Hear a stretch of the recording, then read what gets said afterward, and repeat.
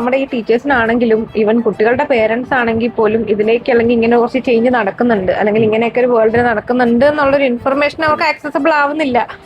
ഇതൊരു പ്രശ്നമാണ്. പിന്നെ ഈ സൊസൈറ്റി ലാഗ് എന്ന് പറയുന്ന സംഗതി, അതായത് ടെക്നോളജി വളരെ വേഗത്തിൽ മാറിക്കൊണ്ടിരിക്കും. പക്ഷെ ഇപ്പോൾ ഒരു വിദ്യാഭ്യാസ സ്ഥാപനം എടുത്തു കഴിഞ്ഞാൽ അതിന്റെ സിലബസും കാര്യങ്ങളൊക്കെ മാറണമെന്നുണ്ടെങ്കിൽ ഒരു 15-20 വർഷം, 10 മുതൽ വർഷം എന്തായാലും എടുക്കും. പിന്നെ ഒരു ടെക്സ്റ്റ് ബുക്ക്, അതിന്റെ കമ്മിറ്റി, അതിന്റെ അപ്രൂവല്, അതുമാത്രമല്ല അതിന്റെ കൂടെ പൊളിറ്റിക്സും കൂടി ചേരുമ്പോൾ ഈ ഭയങ്കരമായിട്ട് ലാഗ് ചെയ്യും, കുറച്ച് ടൈം എടുക്കും. അപ്പൊ ഗവൺമെന്റുകളും അതുപോലെ തന്നെ പിന്നെ വിദ്യാഭ്യാസ സ്ഥാപനങ്ങൾക്കൊക്കെ ഈ ഒരു ലാഗ് ഉണ്ടായിരിക്കും.